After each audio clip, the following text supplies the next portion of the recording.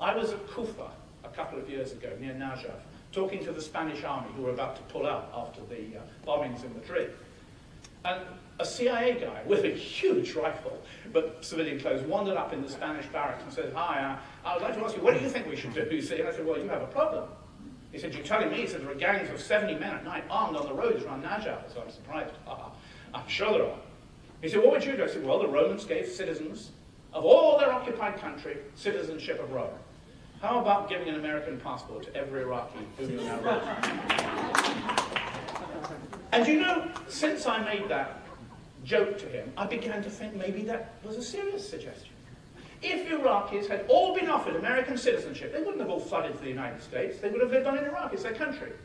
But they would have had full access to all the fruits of the civilization which we supposedly were offering them. But of course, we're not interested in doing that. Did we go for oil? Is that why we went to Iraq? Yes. Of course it is. If the national export of Iraq was asparagus, carrots, do you really think the 82nd Airborne would be in Mosul?